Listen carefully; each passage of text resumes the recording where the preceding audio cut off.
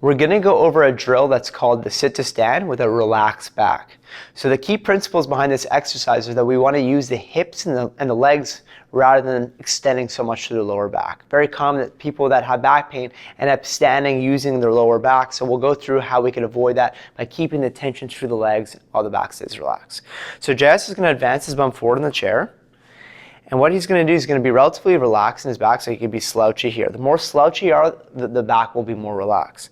So the hands will be between the legs, and he's going to think about nose over toes. So naturally when we stand up, the weight needs to come forward. So we're going to lean forward, and he's going to push through his feet and keep his knees forward. Now his hips are going to start coming forward while the knees stay forward, and they're going to finish in a slight bent position. So it might look a little weird that we're standing up like this, but we just want to keep the leg tension here. So let's go down again. As he goes down, his knees go forward and the weight goes towards his heels.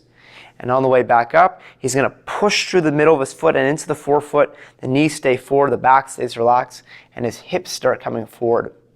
So if you need some tactile sensations of feedback, come back down for a sec.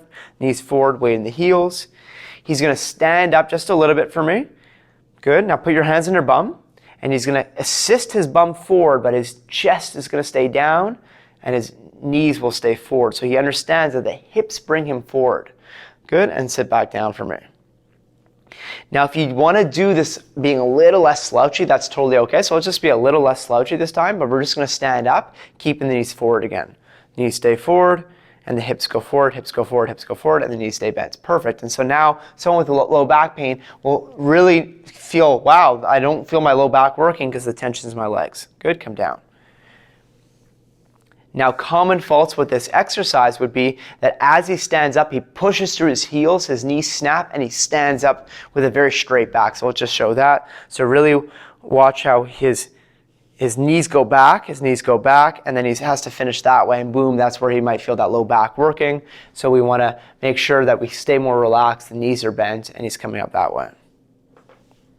Good, one last time for me. Coming forward, nose over toes, push through, hips come forward, hump forward, hump forward, hump forward. Beautiful, and relax. So you could either work on this as an exercise or recognize that throughout the day I could place this in and practice this movement pattern, which will be super helpful to start reinforcing this. In order to make the sit to stand exercise a little bit more challenging, what you could do is you're going to just offset your feet. So one leg is going to be back further. Remember, we're going to keep the back relaxed, nose over toes. I'm going to push through my feet. And now I'm going to be using a lot more of this leg compared to the other leg, the leg that's closer. I go down, push the knees forward, weight in the heel, and I come up, push the knee forward. Remember the idea that my back's staying relaxed and the hips are translating forward. So you could work on doing 5-10 reps on one side and then switching sides here so that I'm really exaggerating, keeping the knees forward, but we're biasing one leg to work harder than the other. That's how you can make this a little bit more challenging if you're not ready for the full slouchy split squat.